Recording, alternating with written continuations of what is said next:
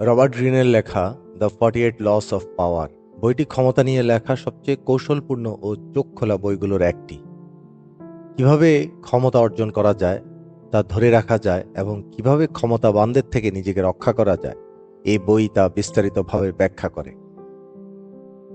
আজকের ভিডিওতে আমরা গ্রিনের এই মাস্টারপিসটি বিশ্লেষণ করব, যেখানে গোপন নিয়মগুলো প্রকাশ করা হয়েছে যা আপনার চারপাশের দুনিয়াকে নিয়ন্ত্রণ করে, আপনি সেটা বুঝুন বা না বুঝুন। এখানে প্রতিটি ল এর সারাংশ, ঐতিহাসিক কাহিনী, চিন্তামূলক প্রশ্ন ও অনুশীলন রয়েছে যা আপনাকে এইসব আইন বাস্তব জীবনে প্রয়োগ করতে সাহায্য করবে।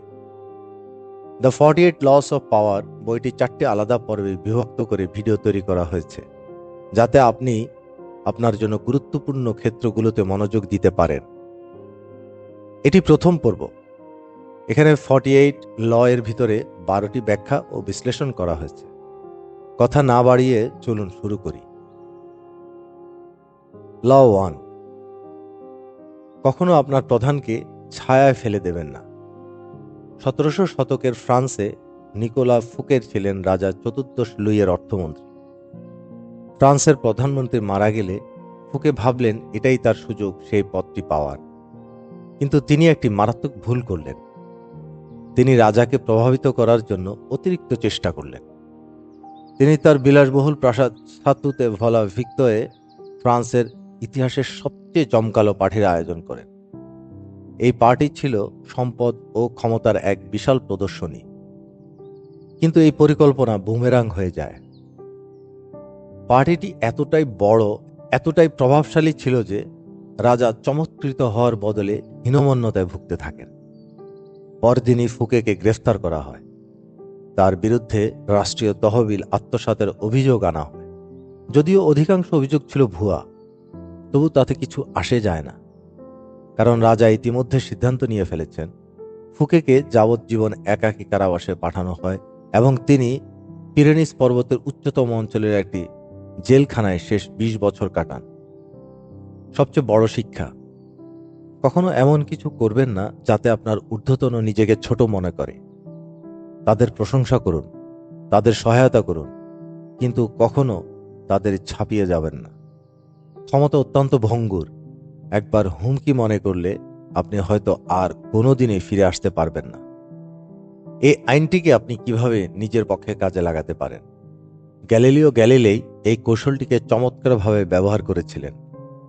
1600 সালের দিকে গ্যালিলিও ছিলেন যুগের অন্যতম প্রতিভাবান বিজ্ঞানী, কিন্তু তার এক বড় সমস্যা ছিল তার গবেষণার জন্য তহবিলের অভাব।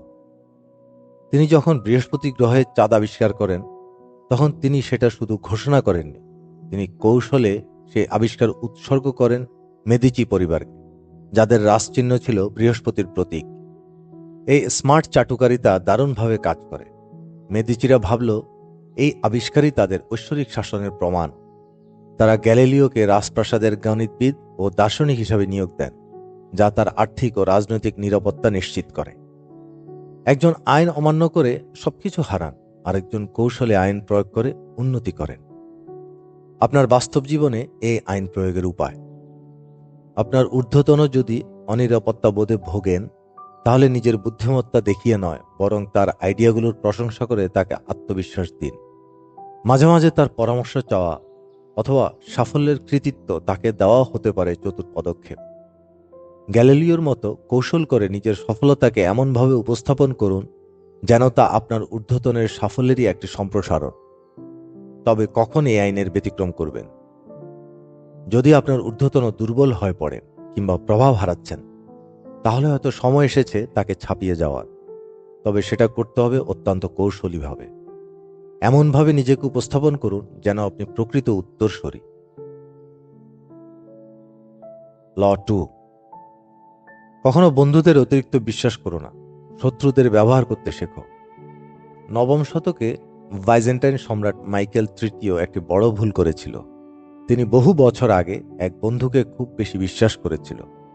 যখন তিনি রাজকীয় ঘোড়াঘর পরিদর্শন করছিলেন, সেখানে একটি বন্য ঘোড়া ঝাঁপিয়ে পড়ে। ঘোড়াটি নিয়ন্ত্রণের বাইরে চলে গেল। তখন এক নিম্নপদস্থ ঘোড়াঘরের কর্মচারী বাসিল প্রাণ ঝুঁকি নিয়ে ঘোড়াটিকে শান্ত করল এবং সম্রাটকে বাঁচালো। মাইকেল তার সাহস দেখে মুগ্ধ হয়ে বাসিলকে সাধারণ পদ থেকে উঁচু পদে উন্নত করল। তিনি তাকে উপহার দিলেন, সবচেয়ে ঘনিষ্ঠ উপদেষ্টা বানালেন এবং পরে সম্রাটের মর্যাদা দিলেন। কিন্তু ক্ষমতা মানুষকে বদলে দেয়।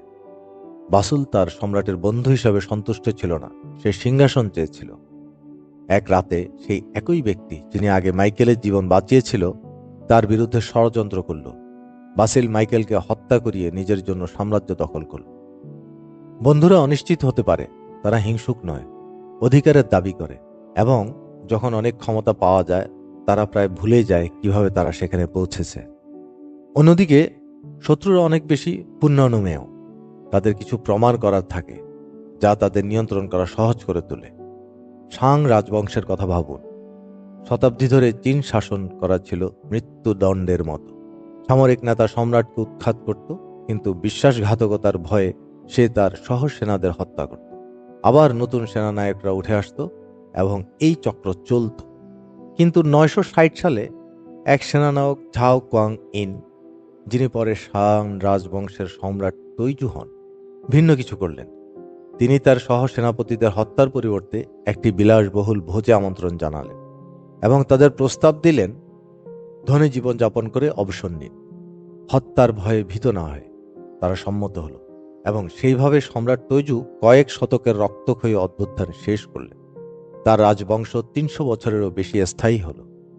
মাইকেল তৃতীয় এবং সম্রাট তৈজু দুজনেই একটি গুরুত্বপূর্ণ সত্য প্রকাশ করেছে: ক্ষমতা কোনোদিন আনুগত্যের উপর ভিত্তি করে নয়, বরং নিয়ন্ত্রণের উপর ভিত্তি করে। বন্ধুরা যতই নিবেদিত প্রাণ হোক না কেন, তাদের অতিরিক্ত ক্ষমতা দিলে তারা আপনার বিরুদ্ধে মুখ ঘুরিয়ে নিতে পারে। অন্যদিকে শত্রুরা সর্বদা সতর্ক থাকে, তাই তাদের নিয়ন্ত্রণ করা সহজ। ইতিহাস দেখায় একজন শত্রু যখন মিত্র হয় তখন সে প্রায়ই একজন বন্ধুর চেয়ে বেশি নির্ভরযোগ্য হয়।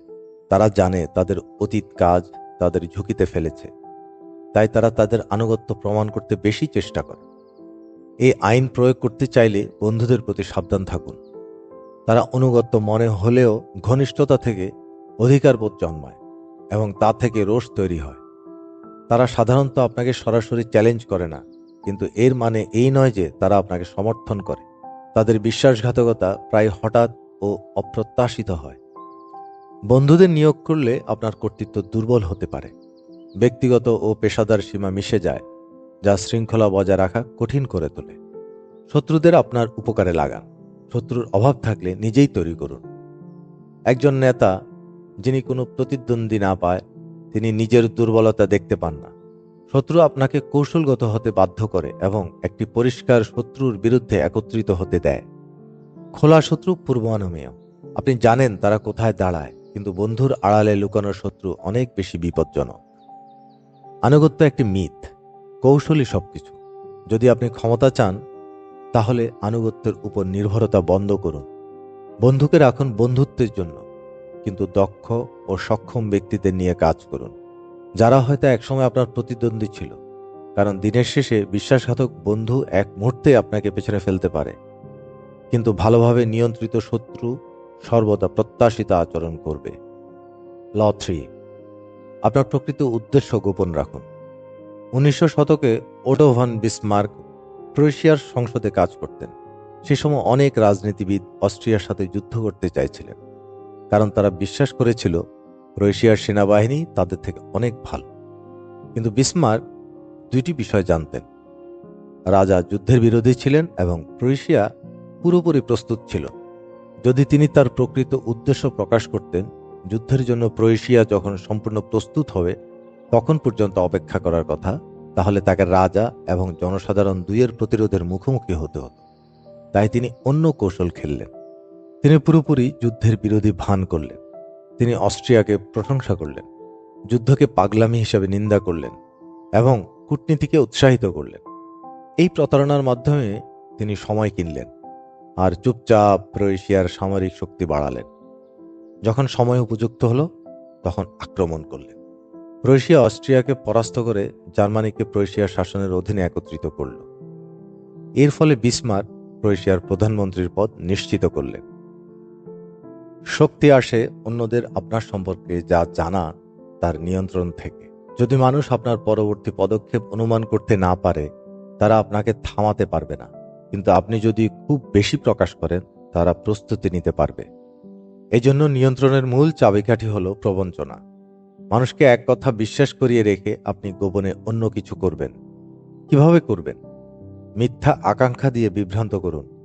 চুপ থাকা সন্দেহ বাড়ায়। যদি আপনি আপনার চিন্তা না জানান, মানুষ অনুমান করতে শুরু করবে এবং প্রায়ই সেগুলো সঠিক হয়। তাই খোলাখুলি কথা বলুন, তবে ভুল বিষয় নিয়ে। বিসমার্ক চুপ ছিলেন না। তিনি মিথ্যা আকাঙ্ক্ষা দেখিয়ে মানুষকে বিভ্রান্ত করতেন। আপনিও তাই করতে পারেন। নকল লক্ষ্য প্রকাশ করুন, বিভ্রান্তিকর কথা বলুন, অপ্রাসঙ্গিক তথ্য দিয়ে মানুষকে গুমরাহ করুন। এই কৌশলের 3টি সুবিধা আছে। আপনি বিশ্বাসযোগ্য ও সৎ বলে মনে হবে, আপনার প্রকৃত উদ্দেশ্যে লুকানো থাকবে, আপনার প্রতিদ্বন্দ্বীরা অযথা সময় নষ্ট করবে। ধোয়া পর্দা ব্যবহার করুন। সেরা প্রতারণা হয় স্পষ্ট চোখে লুকানো।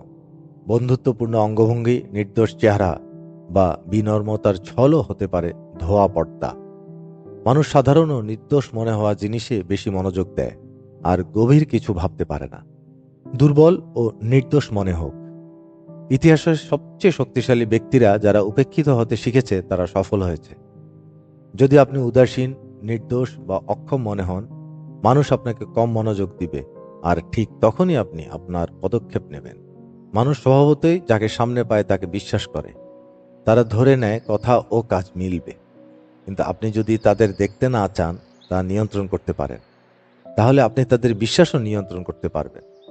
যুদ্ধে, ব্যবসায় ও জীবনে তাদের যত কম জানা থাকে, আপনার তত বেশি ক্ষমতা থাকে। ল 4, সবসময় প্রয়োজনের চেয়ে কম কথা বলুন। লুইস 14তম ছিলেন নিয়ন্ত্রিত ভাষণের এক মহান মাস্টার, যিনি তার সংক্ষিপ্ত, সাবধানে নির্বাচিত কথার জন্য বিখ্যাত। তিনি তার প্রাসাদের লোকজনকে সবসময় দ্বিধায় ফেলতেন। তার আসল উদ্দেশ্য বুঝতে পারত না। তিনি যত কম কথা বলতেন, তার ক্ষমতা তত বাড়ত। তার নীরবতা রহস্য ও কর্তৃত্ব সৃষ্টি করত। অন্যদের বাধ্য করত তাদের সত্যিকার ভাবনা প্রকাশ করতে, যা মূল্যবান তথ্য পরে তিনি কাজে লাগাতেন। লুইস 14তম একটি সহজ সত্য বুঝিয়েছিলেন: আপনি যত কম কথা বলবেন, নিয়ন্ত্রণ তত বজায় থাকবে। যদি মানুষ আপনার অবস্থান না জানে, তারা আপনাকে চালাতে বা বিরোধিতা করতে পারবে না। অতিরিক্ত কথা বললে আপনি কম নিয়ন্ত্রণশীল মনে হবেন এবং হয়তো ভুল কিছু বলবেন, যা আরও খারাপ। আপনার দুর্বলতা ফাঁস হয়ে যাবে।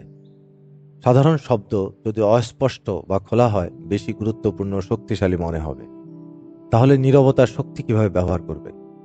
মানুষকে তাদের সম্পর্কে বেশি কিছু প্রকাশ করতে বাধ্য করুন।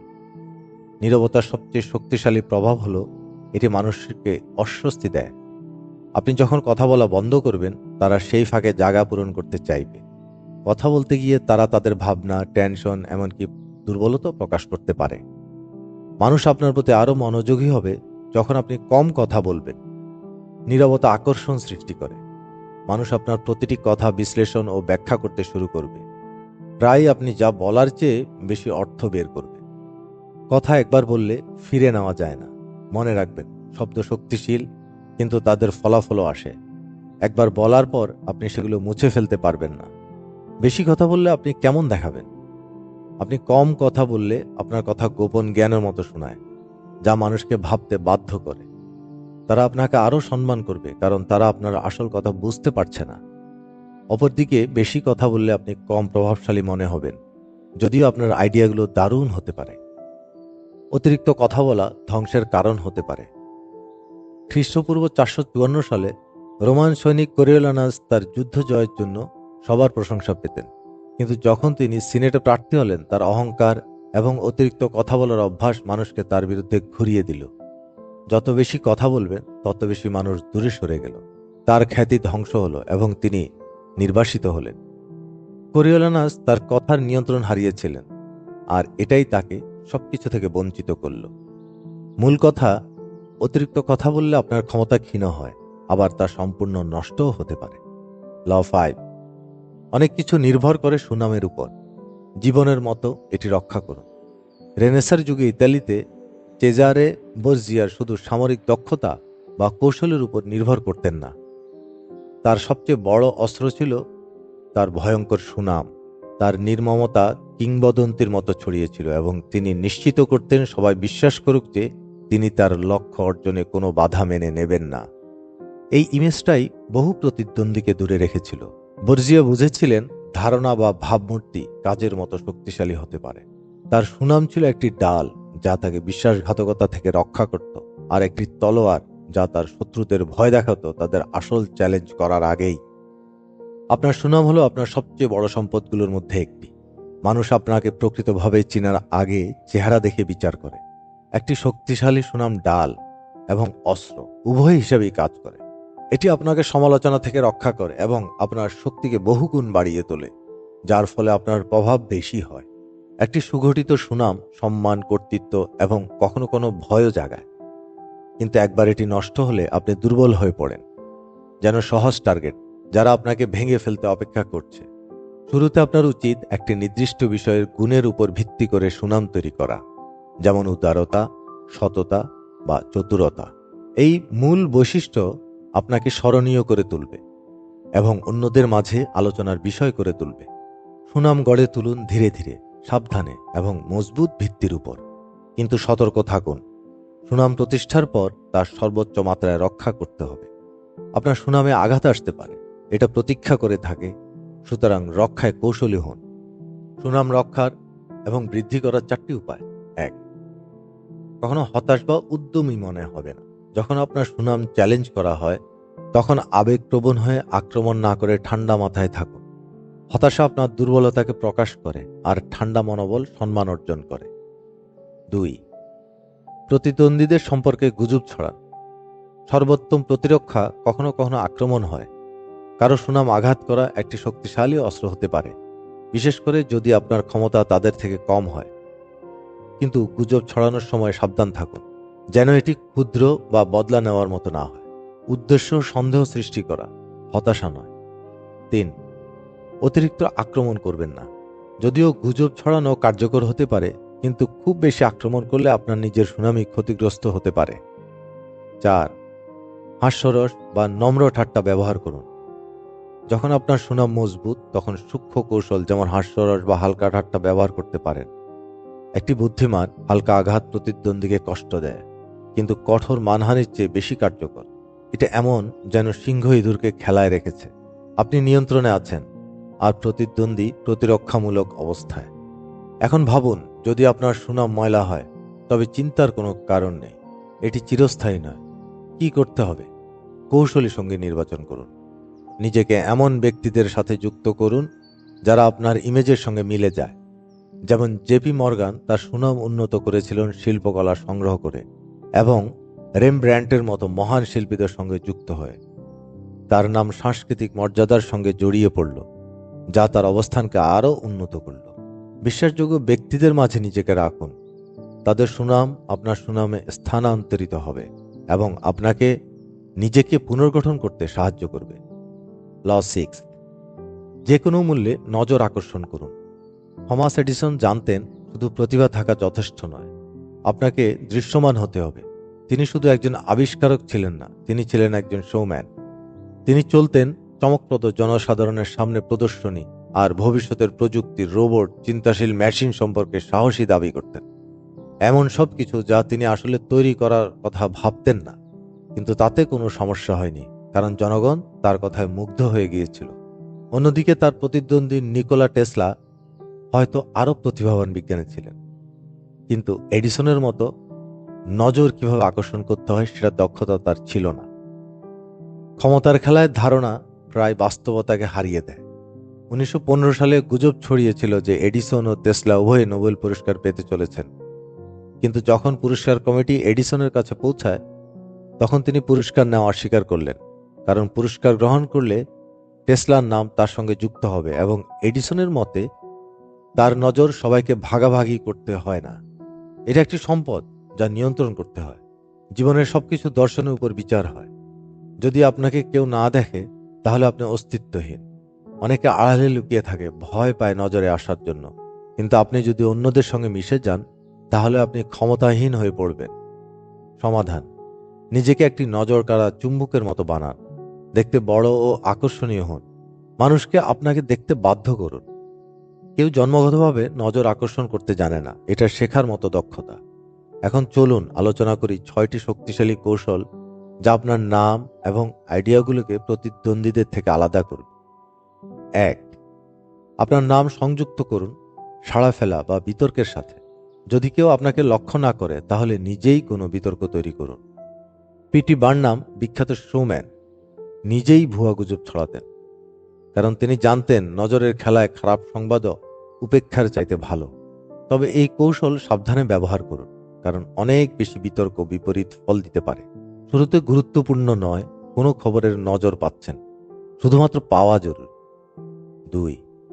নিজেকে বারবার পুনরায় আবিষ্কার করুন। নজর সময়োপযোগী হয়। আপনি যদি পরিবর্তন না হন, মানুষ বিরক্ত হয়ে অন্যত্র চলে যাবে। এই কারণে পপ তারকারা ক্রমাগত তাদের ইমেজ পরিবর্তন করে। কোনো আবিষ্কার আপনাকে নতুন, অপ্রত্যাশিত এবং চাহিদায় রাখে। 3. অপ্রত্যাশিত হন। অভ্যাসযোগ্যতা আপনাকে দৃশ্যত করে তোলে। মানুষ তখনই নিয়ন্ত্রণে থাকে যখন তারা আপনার কাজ অনুমান করতে পারে। এই ক্ষমতা তাদের থেকে ছিনিয়ে নিন, আপনি ক্ষমতায় উঠবেন। 4. রহস্যের আবরণ তৈরি করুন। এক বিশ্ব যেখানে সবকিছু অতিরিক্ত ভাগ করা হয়, সেখানে রহস্য অপরিহার্য। সব কিছু একবারে প্রকাশ করবেন না, মানুষকে ভাবতে দিন। একটু গোপনীয়তা আপনাকে আকর্ষণীয় করে তোলে। রহস্য মানুষকে আপনার প্রতি মনোযোগ দিতে বাধ্য করে।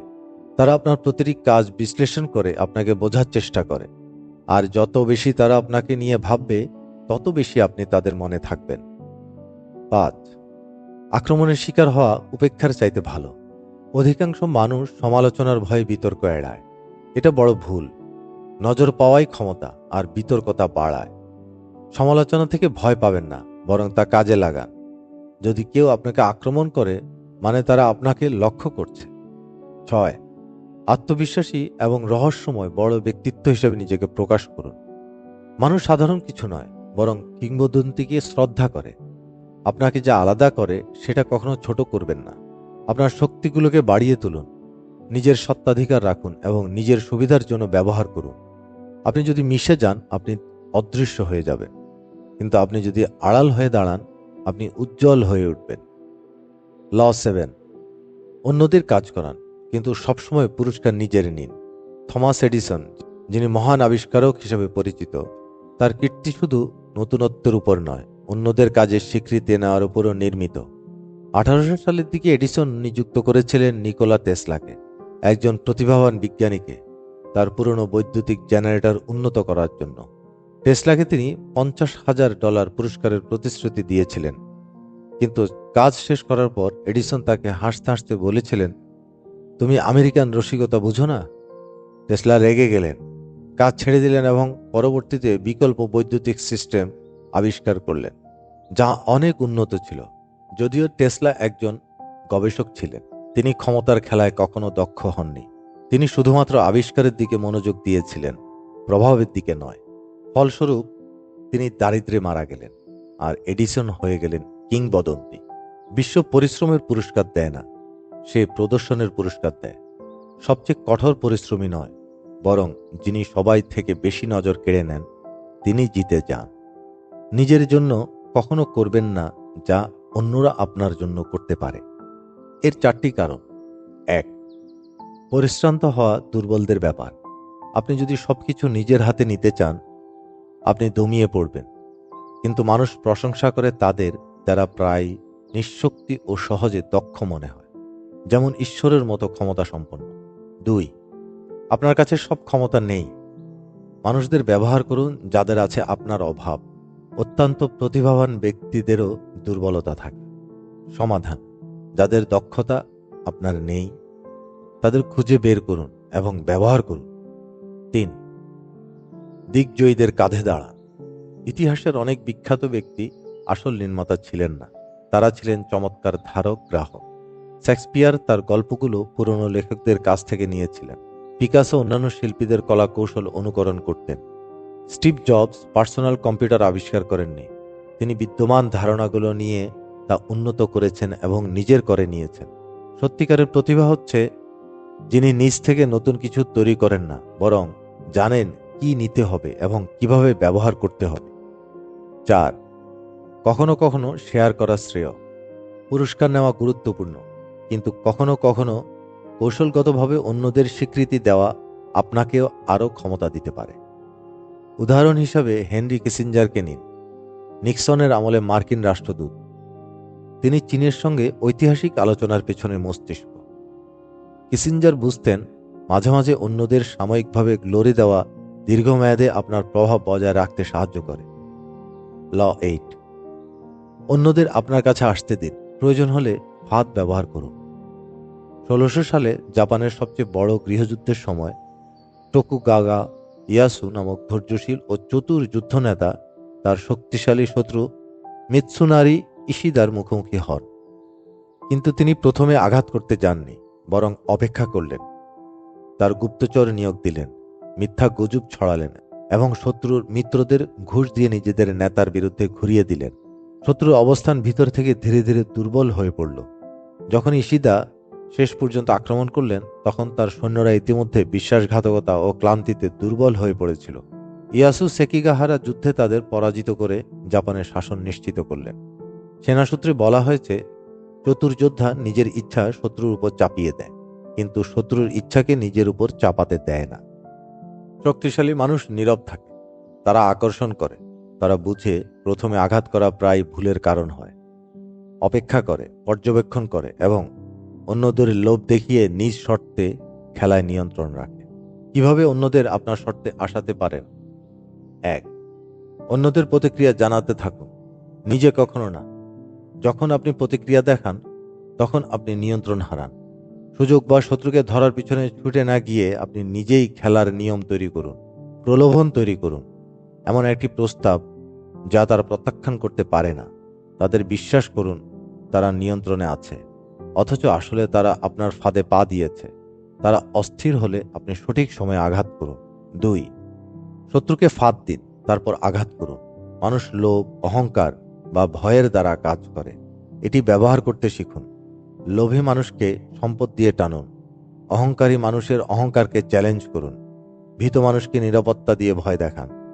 3, যুদ্ধক্ষেত্র নিয়ন্ত্রণ করুন। আপনি অন্য কারো শর্তে লড়লে আপনি হেরে যাবেন। যুদ্ধ আপনার মাঠে করুন, মঞ্চ নির্ধারণ করুন যাতে তারা আপনার মঞ্চে আসে। সময় নির্ধারণ করুন, তাদের দুর্বল মুহূর্তে আঘাত করুন, তাদের নিরাপদ মনে হতে দিন, তারপর সব ছিনিয়ে নিন। 4, প্রতিদ্বন্দ্বীর দুর্বলতা কাজে লাগান। সব মানুষই ভুল ত্রুটি রাখে, সেগুলো খুঁজে বের করুন এবং চাপ দিন। অধৈর্য মানুষ সহজে ফাঁদে পড়ে। অহংকারী মানুষ পিছু হটতে চান না। অস্থির মানুষ ভুল করে। শক্তিশালী নেতা সরাসরি লড়াই করেন না, তারা অনুভূতি নিয়ন্ত্রণ করে, ভ্রান্ত ধারণা তৈরি করে এবং অন্যদের নিজেদের ধ্বংস করতে বাধ্য করে। 5, আপনার আবেগ নিয়ন্ত্রণ করুন। রাগে কখনো কাজ করবেন না। আগ্রাসন শক্তিশালী মনে হলেও এটি আপনাকে অনুমানযোগ্য করে তোলে। যদি রাগ আপনাকে নিয়ন্ত্রণ করে, তাহলে আপনি অন্য কারো হাতের খেলা খেলছেন। সর্বদা শান্ত থাকুন, কারণ ঘরে সবচেয়ে শান্ত ব্যক্তি সবচেয়ে শক্তিশালী। ধৈর্য অন্যদের ভুল করতে বাধ্য করে, কারণ আবেগপ্রবণ মানুষ সহজে প্রভাবিত হয়। ল 9, বিতর্ক দিয়ে নয়, কাজের মাধ্যমে জয়ী হন। 17 শতকে ক্যাথলিক চার্চ দাবি করত যে পৃথিবী মহাবিশ্বের কেন্দ্র। এই বিশ্বাসকে চ্যালেঞ্জ করা মানে হয়তো শাস্তি ভোগ করা। অনেকেই চার্চের বিরুদ্ধে যুক্তি দেওয়ার চেষ্টা করেছিল, কিন্তু সবাই ব্যর্থ হয়। কিন্তু গ্যালিলিও একটি চতুর পদ্ধতি অবলম্বন করলেন। তিনি বিতর্কে লিপ্ত হননি, বরং দূরবীন বানালেন এবং শক্তিশালী ব্যক্তিদের কাছে প্রমাণ দেখালেন। তিনি কথা বলেননি, প্রমাণ দিলেন, এবং একবার মানুষ সত্য দেখে ফেললেই তা ভুলতে পারে না। বিতর্কে জেতা হয়তো মুহূর্তে ভালো লাগতে পারে, কিন্তু সেটি একটি মায়া। আপনি হয়তো যুক্তি জিততে পারেন, কিন্তু এতে ইগো আঘাত পায়, বিদ্বেষ জন্মায় এবং চুপচাপ শত্রু তৈরি হয়। মস্তিষ্ক বদলানোর পরিবর্তে আপনি গোপনে শত্রু তৈরি করছেন। বলতাজার গ্রোসিয়াসের ভাষায়, সত্য সাধারণত দেখা যায়, শোনা হয় না। কাজ দিয়ে প্রমাণ করুন, কথা দিয়ে নয়। কর্মকাণ্ডে মানুষকে বেশি প্রভাবিত করুন। অবশ্যই কিছু সময় বিতর্ক দরকার হতে পারে, কিন্তু সেটা নিজেকে সঠিক প্রমাণ করার জন্য নয়, বরং সেটাকে ব্যবহার করুন পরিস্থিতি নিয়ন্ত্রণ করতে, বিভ্রান্ত করতে বা ছলনার জন্য। উদাহরণ, ভিক্টর লুস্টিগ নামের কুখ্যাত প্রতারক একবার একটি নকল মুদ্রা ছাপানোর যন্ত্র $10,000 বিক্রি করল। ক্রেতা ঠকানো বুঝে ক্ষুব্ধ হয়ে ফিরে এলে লুস্টিগ যুক্তি দিয়ে নিজেকে রক্ষা করতে পারতেন, কিন্তু সেটা করলে সন্দেহ বাড়ত। তারপর তিনি অজ্ঞতার ভান করলেন, যন্ত্র কাজ না করার জন্য ক্রেতাকে দোষ দিলেন এবং অবাক হওয়ার অভিনয় করলেন। তারপর বললেন টাকা ফেরত দিতে চান, অথচ মনের মধ্যে তিনি ইতিমধ্যেই মানসিক যুদ্ধ জিতে গিয়েছিলেন। যুক্তি জেতার 3টা কৌশল: 1. অজ্ঞতার ভান করা। অপরাধ বোঝাতে না গিয়ে নিজের অজ্ঞতা বা বিভ্রান্তি দেখিয়ে চাপ প্রতিপক্ষের উপর ফেলুন। 2. জটিল তথ্য দিয়ে বিভ্রান্ত করুন। যখন বিপক্ষের ব্যক্তিরা অতিরিক্ত তথ্য বোঝে না, তখন টেকনিক্যাল ভাষা ব্যবহার করে তাদের সন্দেহে ফেলুন। 3. নকল সমাধান প্রস্তাব করুন। তাদের মনে করিয়ে দিন তারা জিতেছে, যদিও তারা হারিয়েছে। ল 10: সংক্রমণ, দুঃখী ও দুর্ভাগা থেকে দূরে থাকুন। কেউ কেউ কেবল নিজের উপর দুর্ভাগ্য আনে না, তারা তাদের আশেপাশের সবাইকে দুর্ভাগায় ফেলে। লোলা মন্টেস ছিল এমনই একজন আগুনঝরা আইরিশ কোর্টেসান। সে শক্তিশালী পুরুষদের মুগ্ধ করত, কিন্তু তাদের ধ্বংস করত। বাভারিয়ার রাজা লুডউইক তার অনেক শিকারদের একজন। তার মোহে পড়ে লুডউইক তাকে ধন সম্পদ আর প্রভাবের বন্যা দিয়ে ঢেকে দিলেন, কিন্তু তার উপস্থিতি নিয়ে এলো বিশৃঙ্খলা। বিক্ষোভ শুরু হলো। বাভারিয়া সংকটে পড়ল, আর জনগণ তার বিরুদ্ধে ঘুরে দাঁড়াল। যখন লুডউইক বুঝতে পারলেন ক্ষতি কত বড়, তখন তার দেরি হয়ে গিয়েছিল। অবশেষে তাকে রাজ্য থেকে সরে দাঁড়াতে হলো এবং সবকিছু হারালেন। তিনি স্বীকার করলেন, আমি তার মোহে পড়েছিলাম। যেমন রাগ এক থেকে অন্যের কাছে ছড়ায়, তেমনি আবেগ, মনোভাব এবং দুর্ভাগ্য ছড়ায়। কিছু মানুষ নেতিবাচকতার কিরণ ছড়ায়। তাদের জীবনে ঢুকলে তাদের বিশৃঙ্খলা আপনারও হয়ে যায়। দুর্ভাগা লোকেরা নিজেরাই দুর্ভাগা আকর্ষণ করে এবং আপনাকেও টেনে নিয়ে যায়। তারা বিভিন্ন রূপে আসে, কিন্তু লক্ষণগুলো স্পষ্ট: দাম্ভিক নাটক, ভাঙা সম্পর্ক, ধ্বংসপ্রাপ্ত কেরিয়ার, শেষ না হওয়ার অভিযোগ। তারা আপনার শক্তি চুষে নেয়। আপনি যতই চেষ্টা করুন, তারা কখনো সন্তুষ্ট হয় না। তারা সবসময় ভিকটিম, কখনো নিজেদের দোষ মানে না। তারা সবসময় সংকটের মধ্যে থাকে, অস্থিরতা, খারাপ সিদ্ধান্ত এবং নিজেরাই নিজেদের ক্ষতি করে। তারা আপনাকে তাদের সমস্যার মধ্যে টেনে আনে, হয় দোষারোপ, হয় ম্যানিপুলেশন, বা কেবল আবেগের ভারের মাধ্যমে। তাই যখন এমন কারো মুখোমুখি হন, তাহলে পালিয়ে যান।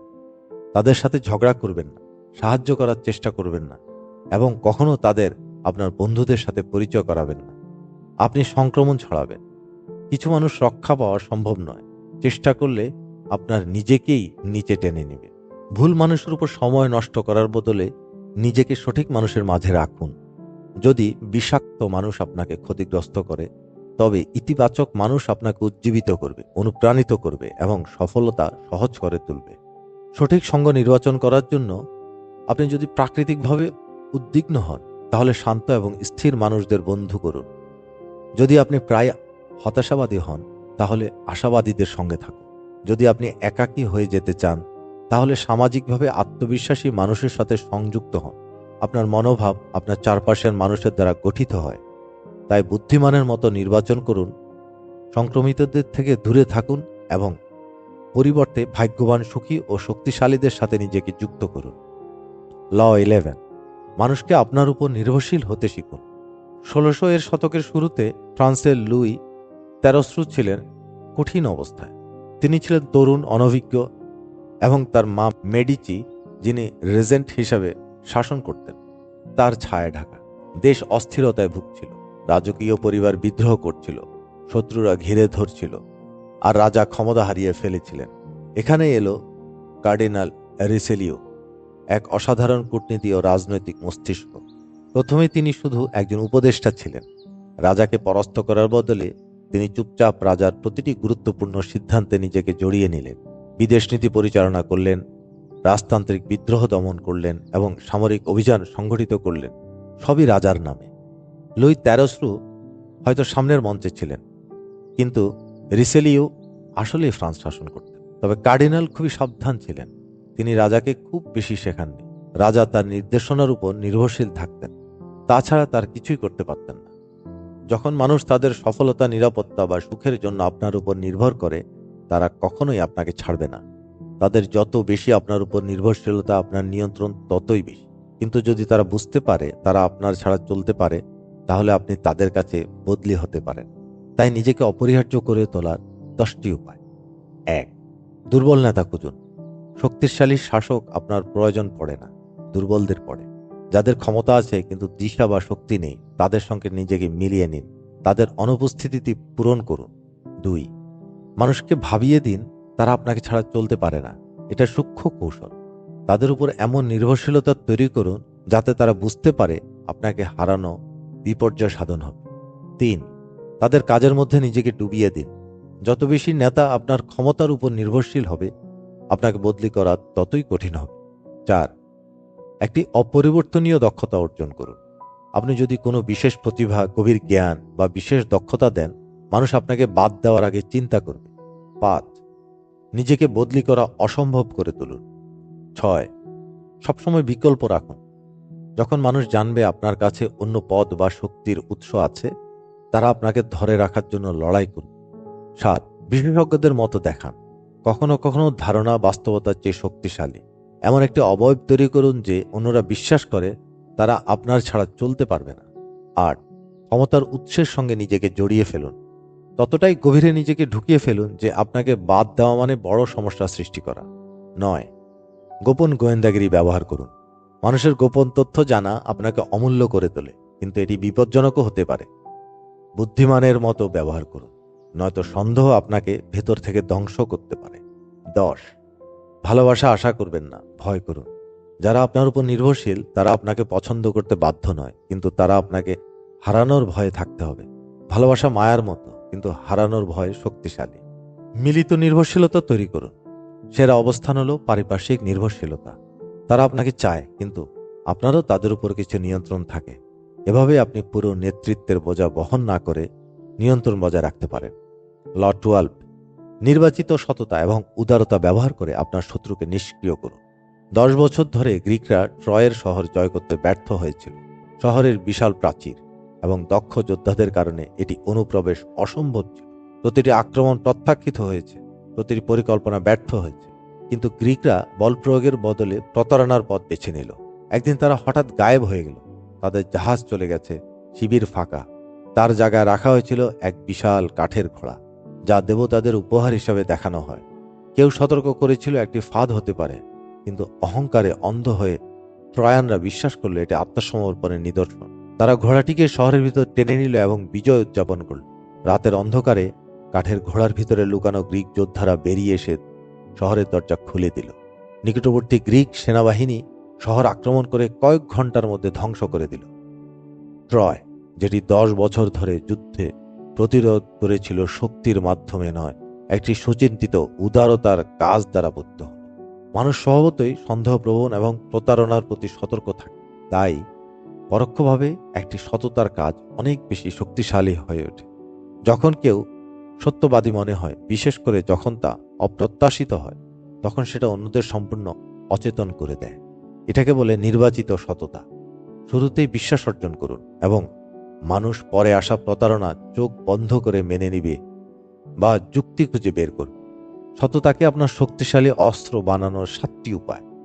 1, সঠিক সময়ে সততা দেখান। সততার একটি সুচিন্তিত প্রদর্শন মানুষকে তাদের প্রতিরক্ষা নামাতে বাধ্য করে। আপনি আগেও অসৎ ছিলেন, একবারের মতো সত্য বললে সন্দেহ দূর হয়। 2, নেওয়ার আগে দিন। মানুষ গোপন উদ্দেশ্যের প্রত্যাশায় থাকে, কিন্তু একটি উপহার, সাহায্য, ক্ষমা চাওয়া বা স্বীকারোক্তি তাদের প্রতিরক্ষা নরম করে। যখন সময় আসে তারা আপনার প্রতি বিশ্বাসী হবে। 3, প্রথম ইমপ্রেশন গুরুত্বপূর্ণ। শুরু থেকেই বিশ্বস্ত হিসাবে নিজেকে প্রতিষ্ঠিত করুন। মানুষ সেই বিশ্বাসে আটকে থাকবে যদিও পরে প্রমাণ বিরোধী হয়। 4, সততার রেপুটেশন তৈরি করুন। আপনি যত বেশি ধারাবাহিকভাবে সত্য বলবেন, প্রয়োজন পড়লে প্রতারণা করা সহজ হবে। বিশ্বাসী ইতিহাস থাকলে মানুষ কম প্রশ্ন করে। 5, উপহার হলো সেরা বিভ্রান্তি। উপহার কৃতজ্ঞতা জন্মায়, যা মানুষকে গোপন উদ্দেশ্য অন্ধ করে দেয়। অনেক নেতা এরকম বড় উপহার দিয়ে শত্রুদের প্রকৃত ক্ষমতার খেলাকে চোখ এড়িয়ে যেতে বাধ্য করেছেন। 6, সততা যদি মিথ্যা হয় তাহলে সাবধানে ব্যবহার করুন। মিথ্যা সততা বিপজ্জনক। কেউ আপনার ছল দেখতে পেলে তাদের আস্থা ঘৃণায় পরিণত হবে। ভুলভাবে ব্যবহৃত নির্বাচিত সততা স্থায়ী আস্থা নষ্ট করে দেয়। 7, যখন প্রতারণা প্রত্যাশিত তাকে গ্রহণ করুন। আপনার যদি ইতিমধ্যে মিথ্যা রেপুটেশন থাকে, হঠাৎ করে উদার বা সত্যবাদে আচরণ করলে সন্দেহ বাড়বে। তাহলে আপনার প্রকৃত স্বভাবকে গ্রহণ করুন। কখনো কখনো মানুষ সত্য ও মিথ্যার মধ্যে ফাঁকি দিয়ে তৈরি বাহ্যিক চরিত্র থেকে বেশি শ্রদ্ধা করে। দ্য 48 লস অফ পাওয়ার বইটি থেকে 12তম ল পর্যন্ত ব্যাখ্যা ও বিশ্লেষণ করা হয়েছে। এরপর দ্বিতীয় পর্বে আমরা 13তম থেকে 24তম ল নিয়ে আলোচনা করব। এই পর্যন্ত ভিডিওটি যদি আপনাদের ভালো লেগে থাকে তাহলে অবশ্যই চ্যানেলটি সাবস্ক্রাইব করতে ও আপনার মতামত জানাতে ভুলবেন না। সবাই ভালো থাকবেন। ধন্যবাদ।